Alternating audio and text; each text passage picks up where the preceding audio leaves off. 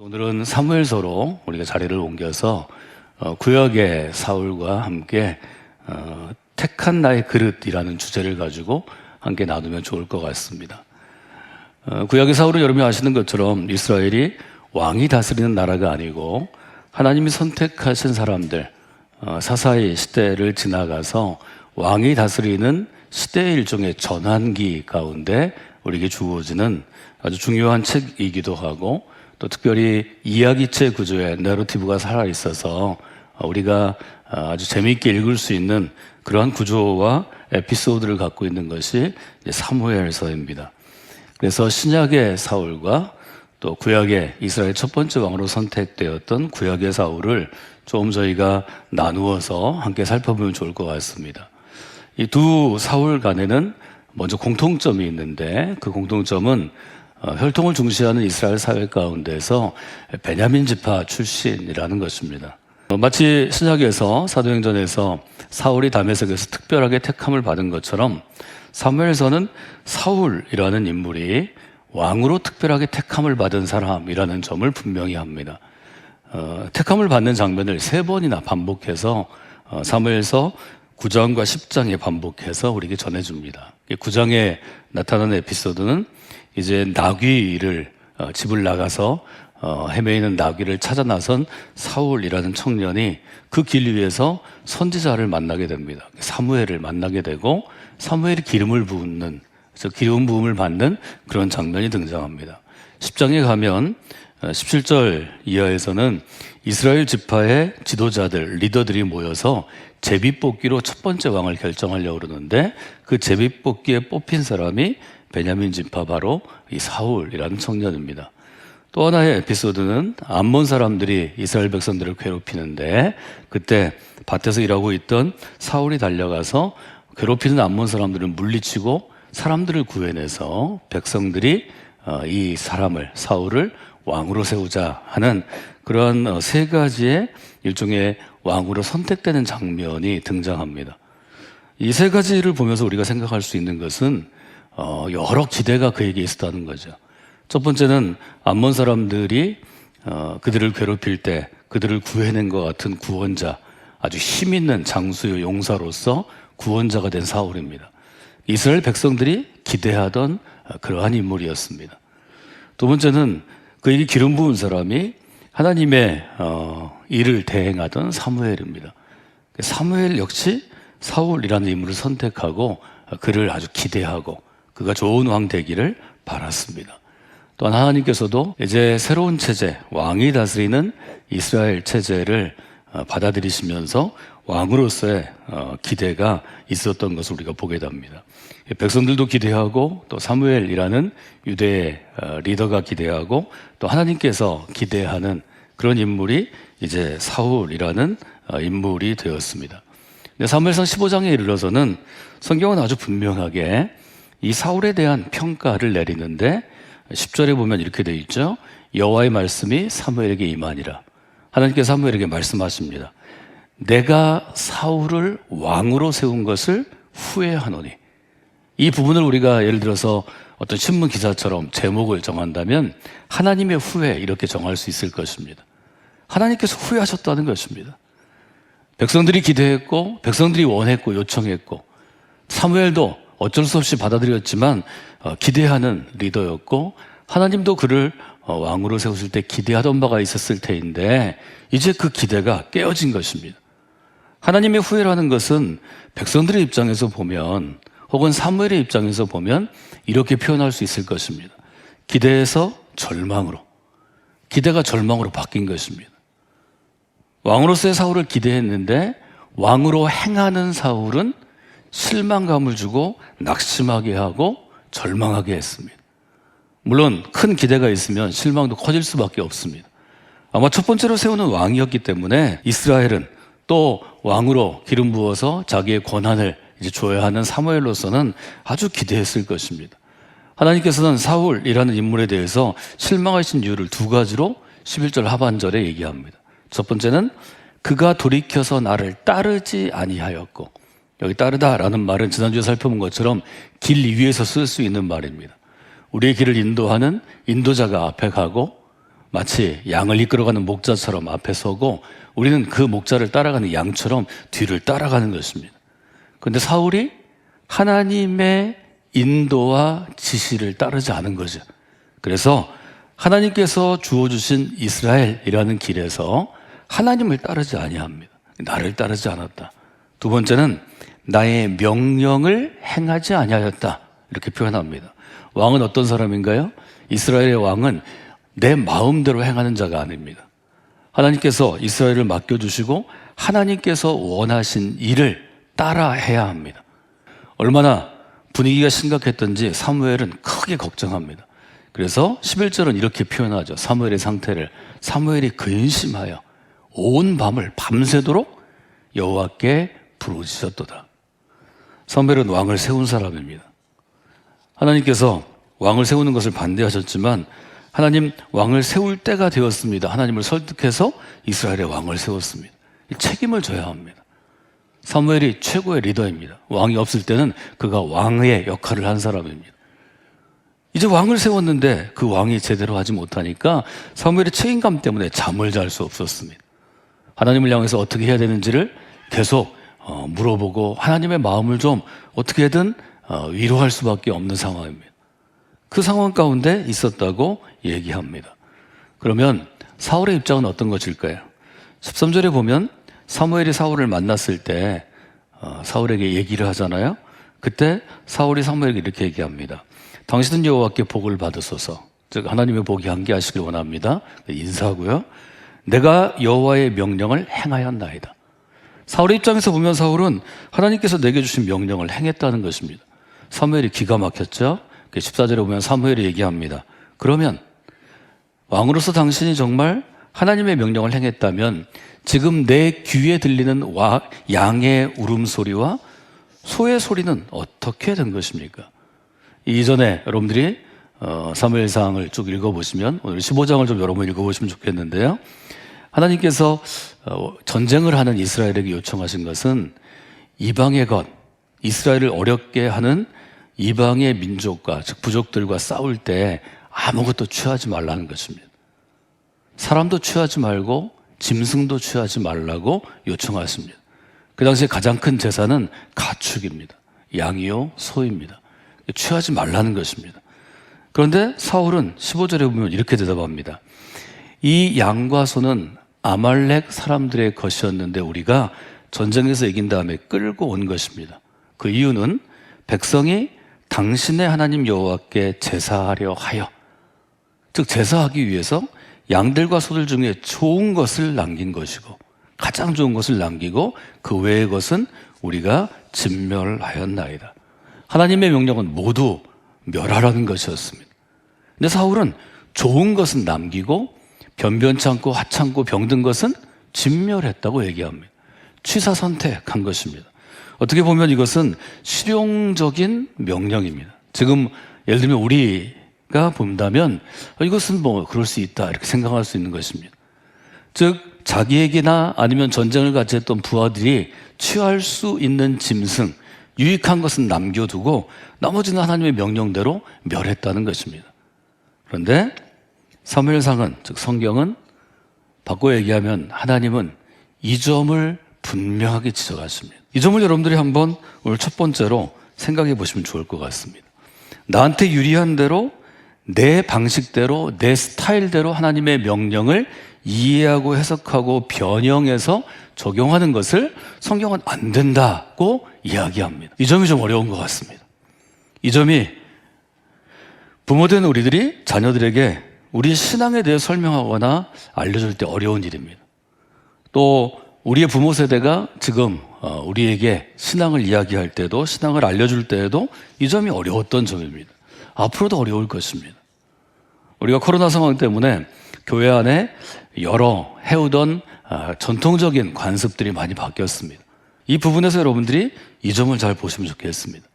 사울의 방식대로, 사울의 생각대로, 사울의 해석대로, 이것을 저는 사울의 스타일이라고 요즘 말로 좀 바꿔보면 좋을 것 같습니다. 사울의 스타일은 어떤 것인가요? 더 잘 알려주는 것이 12절에 있는데 12절에 이제 사무엘이 밤새도록 하나님께 부르짖고 사울을 만나려고 여기 보면 아침 일찍이 일어났다 이렇게 표현합니다. 새벽에 아마 일어난 것 같습니다. 새벽에 일어나서 사울을 찾아가려고 그러는데 사울이 어디 나가기 전에 길 떠나기 전에 찾아가려고 그러는데 어떤 사람이 얘기해 줍니다. 지금 찾아가도 만날 수 없습니다. 사울이 이미 갈멜에 갔고 갈멜에서 자기를 위하여 기념비를 세웠습니다. 그리고 거기서 발길을 돌려서 길갈로 갔다고 합니다. 사무엘이 알고 있는 사울의 행적과는 파악하지 못하는 부분이 있습니다. 그래서 사무엘이 이제 사울을 만나러 가는 장면들이 13절 이후부터 이어집니다. 이때 사울이 한 일은 어떤 것인가 하면 전쟁에서 이긴 다음에 아말렉에서 승리를 거둔 다음에 아주 중요한 장소에 가서 자기 기념비, 승전비라고 요즘 번역에 번역되어 있는데요. 전쟁에서 이긴 다음에 세우는 비석을 세웁니다. 우리로 얘기하면 비석이죠. 돌을 세우는 것입니다. 여러분이 역사적으로 스토리가 있는 역사적인 어떤 사건들이 녹아있는 곳에 여러분 가시면 대부분 승전비가 있습니다. 우리가 있는 지역이 백제 지역인데요. 신라와 당나라 영하군과 싸워서 어떤 일이 있었다든지 아니면 고려시대 어떤 도시에 가면 고려시대에 어떤 일이 있었다든지 아니면 조선시대 어떤 곳에 가면 조선시대에 어떤 일이 있었다든지 승전비들이 대부분 있습니다. 어떤 왕 때 어떤 장군이 혹은 임진왜란 같으면 어떤 의병을 일으켜서 이런 일이 있었습니다. 그런데 이 기념비를 누구를 위해 세우는가가 중요하다고 생각하는 것 같습니다. 분명히 사무엘상은 우리에게 얘기하죠. 사울이 자기 자신을 위하여 기념비를 세웠습니다. 이 점을 아주 사무엘에게 분명히 얘기합니다. 성경 밑에 보시면 여기 기념비에 일이라고 써 있고 손을 세우고라고 번역되어 있습니다. 기념비를 세우다는 말은 의역한 것이고 히브리어 원어로 하면 자기 손을 세웠다 이런 뜻입니다. 여기에 대해서 구약학자들이 주로 해석하는 것은 그 당시에 청동기 시대에 전쟁이 있거나 여러 지역이 있으면 팔레스틴과 그 근방 지역에서 양손을 새긴 비석들, 돌비들이 발견되는데 아마 그것을 의미하는 것이 아닌가 하는 것을 해석합니다.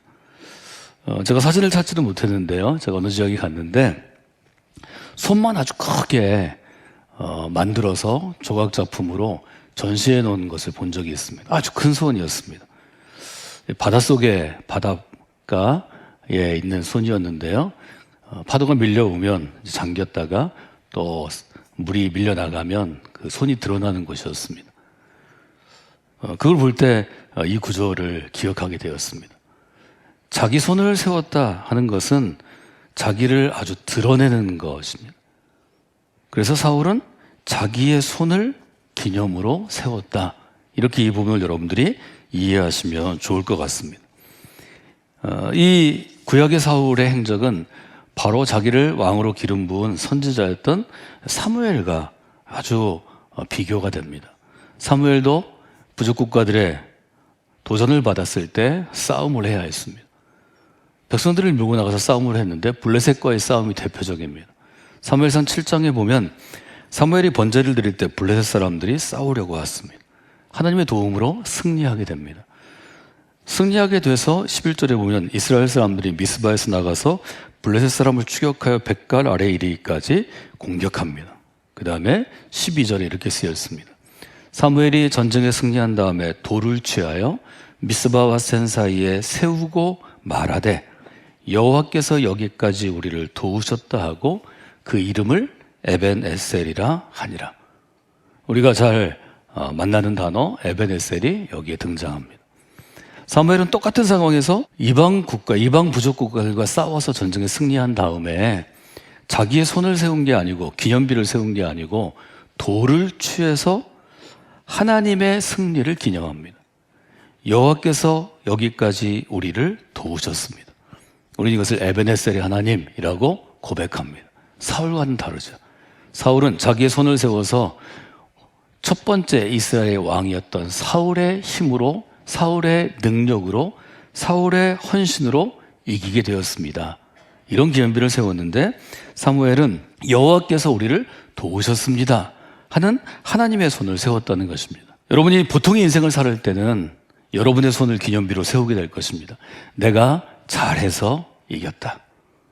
이게 모든 사람의 자랑이죠.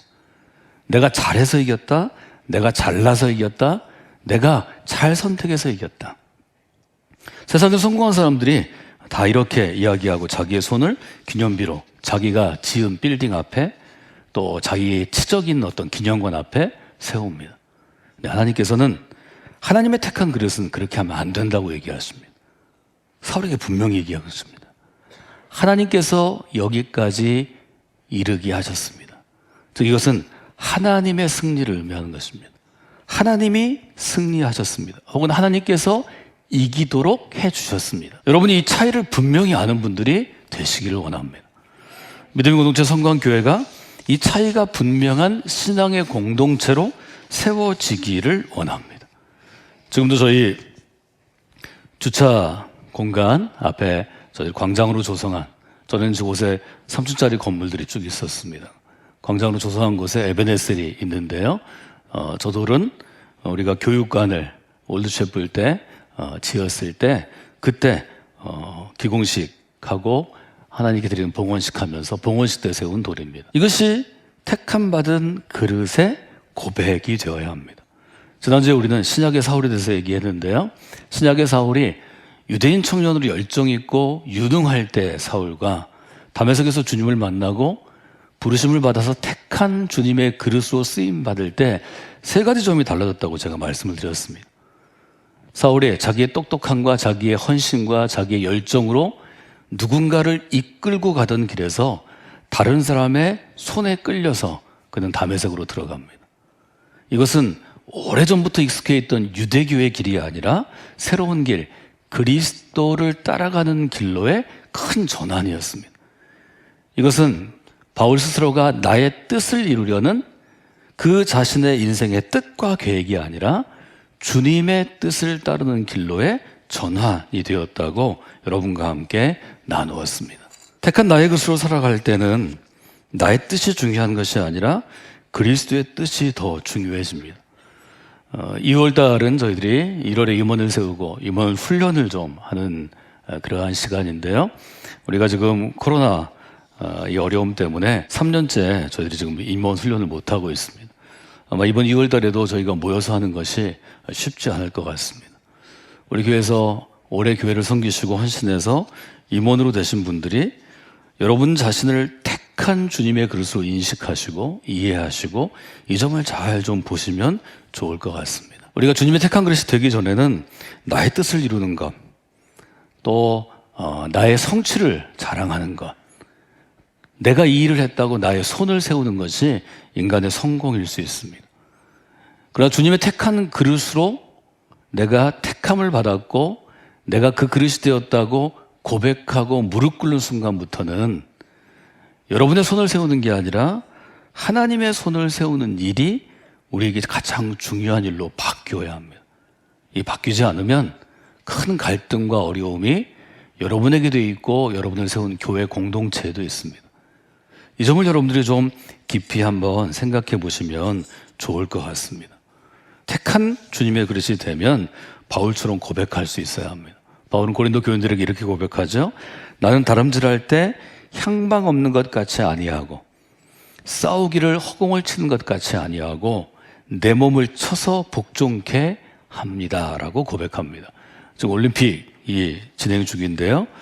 지금 동계올림픽이지만 올림픽 할 때 선수들이 이 구절을 읽으면 쉽게 이해할 수 있는 그런 구절입니다. 구약의 사울의 특징 두 가지만 여러분이 기억하시면 좋을 것 같습니다. 택한 나의 그릇이 됐을 때 우리가 경계해야 할 두 가지 점입니다. 첫 번째는 자기를 높이려는 욕심입니다. 우리가 좀 더 성서적인 용어 혹은 교회 용어로 바꾸면 자기의 영광을 구하는 것입니다. 택한 주님의 그릇으로 산다는 것은 나의 영광을 위해서 수고하고 헌신하는 게 아닙니다. 하나님의 영광을 위해서 쓰임받는 것입니다. 즉 하나님께 영광을 올려드리는 것입니다. 사울은 전쟁에 승리한 후에 자기를 위하여 기념비를 세웠다. 자기의 손을 세웠다. 사람의 손을 세웠다. 성경은 그렇게 기록하고 있습니다. 15장을 쭉 읽어보시면 30절에 가면 사무엘에게 혼난 다음에 사울이 사무엘에게 이렇게 애원합니다. 사울이 말하되 내가 범죄하였지만 이제 간청합니다. 내 백성의 장로들 앞과 이스라엘 앞에서 나를 높여주시기를 원합니다. 사울은 아주 이 부분에 특별한 욕심이 있었던 것 같습니다. 이스라엘 리더들이 보는, 장로들이 보는 앞에서 왕으로 나를 좀 높여주시기를 원합니다. 이스라엘 사람들 앞에서 나를 좀 잘 대해주세요. 아시는 것처럼 사무엘은 사울을 왕으로 세운 사람입니다. 연배도 큰 차이가 나고 백성들에게 받는 존경도 큰 차이가 나고 그가 갖고 있는 역할과 사실은 그의 인격과 능력도 차이가 납니다. 젊은 사울이 나이 들고 이미 하나님에 의해서 평생을 쓰임받은 사무엘을 시기했을지도 모르겠습니다. 제발 선생님 나를 좀 높여주세요. 왕으로 좀 높여주세요. 그래야 제가 왕으로 일할 수 있지 않겠어요? 이런 마음이 그에게 있었을 것입니다. 그런데 성경은 아니, 하나님께서는 그 점이 너의 약점이라고 말씀하십니다. 자기를 높이려는 욕심이 구약의 사울을 거꾸로 틀린 것입니다. 두 번째는 사울이 누구의 평가를 두려워하는가 하는 것입니다. 사울은 사람을 두려워하는 마음이 있었습니다. 구약에 등장하는 사울은 사람을 두려워해서 15장 24절에 보면 이렇게 얘기합니다. 사울이 사무엘에게 말합니다. 제가 범죄했습니다. 그러나 제가 여호와의 명령과 당신의 말씀을 어긴 것은 내가 백성을 두려워하여 그들의 말에 귀를 기울였기 때문입니다. 사울은 자기의 잘못을 누구 때문이라고 얘기하냐면 바로 이스라엘 백성 때문이라고 얘기합니다. 이스라엘 백성들의 평가를 원했기 때문에, 혹은 그들이 사울에 대해서 부정적으로 평가하는 것을 두려워했기 때문에 백성들의 요구를 그대로 들어줬다는 것입니다. 그것이 어찌 왕으로서 잘못될 수 있냐고 물어봅니다. 바꿔 얘기하면 스토리를 다 아는 우리에게는 누가 사울을 왕으로 선택했습니까? 백성입니까? 하나님입니까? 하나님께서 그를 왕으로 세웠다고 우리는 고백할 수밖에 없습니다. 그러면 왕으로 세우신 하나님의 뜻과 하나님의 마음을 헤아려서 왕으로 역할을 해야 하는데, 사울은 하나님을 두려워하는 마음보다는 이스라엘 백성을 두려워하는 마음, 혹은 이스라엘의 각 지파의 장로들을 두려워하는 마음이 훨씬 더 컸다는 것입니다. 이것은 우리가 쉽게 빠지기 쉬운 함정입니다. 우리는 누구나 어떤 일을 맡으면, 무슨 일을 잘하면, 또 무슨 일을 하려고 하면 좀 이 일을 잘해서 내가 좀 인정을 받고 내가 높여지려는 마음이 누구에게나 아주 강합니다. 이 일을 통해서 많은 사람들의 인정을 받고 평가를 받고 인기를 구하는 마음도 있습니다.